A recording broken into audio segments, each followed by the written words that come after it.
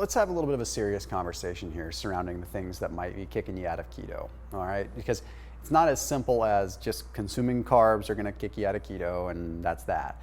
I hate to break it to you, and I hate to be the person that does any kind of fear mongering, but I'm doing this for your own good because I want you to get the most out of keto and I want you to be able to get the most out of your healthy diet changes in the first place. So I don't want you to make the mistakes that I made. Okay, early on in keto, I was constantly bouncing in and out of ketosis and I didn't really know why. And I know that this is probably something that you're dealing with too. Full disclaimer, the things that I'm talking about are usually things that have to be consumed in excess or experienced in excess to really cause a problem, okay?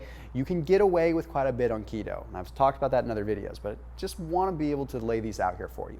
Hey, I do want to make sure that you are watching all the videos that I put out. I put out videos every single day at 7:30 a.m. Pacific time. So you have to make sure you're navigating to the channel and checking them out. And please hit that red subscribe button and then hit that little bell icon to turn on notifications. And after you watch this video, I encourage you to check out Fat Snacks down below in the description. So if you're doing keto or low carb and you want to eat cookies that are guilt-free and honestly just help you feel pretty good in terms of just the emotional response you get from them, make sure you check them out, okay? So they're probably the most affordable keto cookie, but a nice, good, clean mix of ingredients that I stand behind. So check them out after this video, special link, special discount for anyone.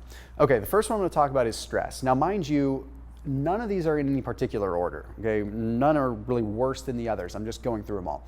Stress is simple. Stress increases cortisol, okay? It increases the fight or flight response.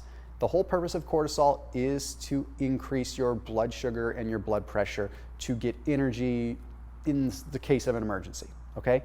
So if you're constantly stressed out, you'll constantly have stress and you'll constantly end up having cortisol elevated and you'll constantly have glucose being elevated. That's going to get in the way of the liver producing ketones, okay? It does affect things. So I hate to break it to you, I don't really know what to tell you here, but you have to do something to get stress under control. It's funny, I've done my own test. When I'm out of town and on vacation and my workload is less, my ketone levels are higher despite my diet actually being less strict. That tells you something, right? Okay, the next one I want to talk about is sleep. Okay, if you're not getting enough sleep, it will affect your ketone levels. I'm not trying to scare you, but sometimes there's nothing you can do about it. You can't just be like magically sleeping better. Okay, but if you are not sleeping, it's going to decrease your leptin levels and it's going to increase your ghrelin levels, but also increase, yet again, your cortisol levels. The other big dangerous thing that it's going to do is it makes it so that you have an increase in these particular endocannabinoids that affect CB1 receptors. So what that means is it's going to make it so that food gives you more of a psychological response. Food tastes better and gives you more of a satisfaction and a reward if you're sleep deprived than if not. It's dangerous stuff. It's a slippery slope. Have you ever been in a situation where you eat something and you're just like, why did that taste so good? Why do I want so much more? Usually you're sleep deprived, okay? The next thing that I have to talk about, and I hate to even talk about this because it's gonna create a bunch of enemies and it's gonna upset people, but please hear me out. Yes, too much protein can still affect your ketone levels. I wouldn't go so far as saying that it's gonna kick you out of keto. Okay, I used to stand behind the fact that protein would kick you out of keto. Then I started doing more research and I saw that, okay, gluconeogenesis, where your body takes protein and converts it to carbs, is a demand-driven process, meaning it's only going to convert what it needs. The excess is really going to be used to store muscle and build muscle. However, during the period of time in which the body is creating glucose from protein, it does stand in the way of ketone production. So the full disclaimer with eating too much protein is you really have to be eating too much protein consistently throughout the day. If you're eating a lot of protein like every 2 hours, every 3 hours, then you might notice an effect in terms of how it affects your ketone levels. It's still a process that spikes your insulin. And we have to be careful with that. Now, branched chain amino acids fall into this category too. They are an amino acid, which is a building block of protein, and they will kick you out of keto. They will mess you up, okay? So it's kind of mysterious because they tell you that it's gonna preserve muscle mass, but in reality, it's gonna block ketones, which are even more powerful at preserving muscle mass. It's like jumping over dollars to save nickels in the grand scheme of things, okay? You're wanting to take in branched chain amino acids because they preserve muscle at the expense of basically killing off ketones, which preserve muscle much, much better than BCAAs. Okay, so anyway, point made. The next one is going to be insulinogenic non-calorie sweeteners. believe it or not, some of the artificial and non-calorie sweeteners are still insulinogenic and are still going to spike your insulin and affect ketone production. I'm not trying to scare you. I'm trying to give you the information. Please don't hate on me with this part. Maltitol, sorbitol, malonol, xylitol, anything ending in like OL in that kind of category, with the exception of like erythritol, is going to have an insulinogenic effect. Okay, so be careful with that. Stevia is good to go. Monk fruit can even have an insulinogenic effect in some people, but generally it's okay. Sucralose is insulinogenic. Okay, saccharin is insulinogenic, meaning it spikes your insulin. And you want to know what one of the worst ones is? Acesulfame potassium. Okay, also going to show up on an ingredient label as acesulfame K. Now, here's the thing. Aspartame technically doesn't kick you out of keto. It's poison, but it doesn't kick you out of keto. Here's the caveat. Most energy drinks and sodas have aspartame and acesulfame potassium. So because of that, you're going to get a big insulin spike. Okay, so we've got to be careful there. The other thing we have to look at is something known as the cephalic insulin response. Cephalic, potato, depends on how you want to say it. But basically what this is the insulin response that just comes from having something sweet in the first place. And some people are more sensitive to it than others. I've done videos on this where I break down a little bit more detail on it. But there was a study that was published in the American Journal of Physiology that broke it down pretty clear. And they did a sham feeding test where they had people basically eat something, swish it around in their mouth and spit it out. And they found that insulin levels went from 10.5 micro IUs per milliliter all the way up to 21.5. So they doubled their insulin levels just by tasting food.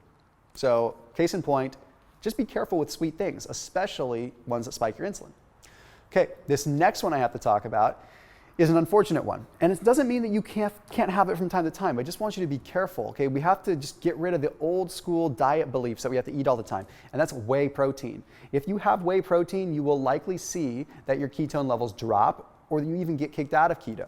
Okay, whey protein is comprised mainly of gluconeogenic amino acids that cause this spike, but they also spike something known as GIP and GLP-1. Okay, these enhance the effect of insulin even more. They basically compound and exacerbate insulin. So you get a bigger insulin spike even though you're not consuming a whole lot. Now I'm going to let this chart speak for itself when it comes down to this study that takes a look at whey protein. So the gray bars in this chart are whey protein. Okay, the white bars are the control, and the black bar is glucose. You can see that the gray bar from whey protein spikes insulin significantly higher than even glucose. Okay? So you can actually spike your insulin more by having a whey protein shake than even just having straight up glucose or sugar. Does that prove a point? You have to be very, very, very careful. Okay, the next one that can kick you out of keto, and this is one that people fall victim to a lot, is having too much caffeine at one time. Okay, caffeine is okay. And I drink coffee a lot and I drink tea a lot, but if you have a lot at one sitting, it jacks up your cortisol levels, it jacks up adrenaline levels, which therefore spikes your blood sugar. So if you notice that your ketone levels are lower in the morning after having some concentrated cups of coffee or like a quadruple shot, coffee or something, that's why. Okay. Also, it triggers glycogen to be released from the muscle into the bloodstream. So you get a bunch of sugar that goes into the bloodstream all of a sudden because caffeine is doing what it's supposed to do, directing energy. Okay. So just be careful with that. Again, don't 86 your coffee. Just be aware of it. Next up, alcohol consumption. Something to know about alcohol. It doesn't kick you out of keto because it's a carb. Okay. It kicks you out of keto because the liver will always prioritize alcohol metabolism over anything else. Alcohol is a toxin. Okay. Acetaldehyde, which is what it gets converted to, ethanol gets converted into acetaldehyde, that is a toxin to the liver. The liver has to break that down, okay? It is high alert, has to take care of that, okay? So that means any other stuff gets reprioritized. Ketone production chugging along, alcohol comes in, whoa, sorry, ketone production, I gotta take care of this poison right now, okay? So be very careful with that. Not all alcohols are created equal. The cleaner the alcohol, triple distilled, quadruple distilled, the better, because it's going to go through your system quicker and less breakdown. The last thing we have to talk about is fibers. I don't necessarily believe the whole net fiber thing entirely. Why? Because some of us have different gut biomes than others. In fact, all of us have different gut biomes from one another. What that means is that some of us have the ability to break down some fibers into simple sugars, and some do not. So some people consume different fibers and they just get bloated and they just go through their system because they don't digest them. But if I have a different bacteria than you do, I might have the ability to break that down into disaccharides and monosaccharides and actually use it as energy and sugar. Personally, this is me speaking, fibers kick me out of keto. Am I wrong for that happening? I don't know. tell my diverse trillions of gut bacteria? Okay, I don't know, and it's so hard to test. So you have to test fiber yourself. Do not let people think that you are wrong or crazy if fiber kicks you out of keto, because it does for me, and I know at least 5 or 6 other people that it does to as well, okay? So anyhow, just be careful with that. So I wanna invite you to come back every single day, okay? Same time, 7:30 a.m. Pacific time on my channel to see new videos surrounding everything health related, everything fat loss related. I appreciate you being here. Keep it locked in here on my channel, and I'll see you soon.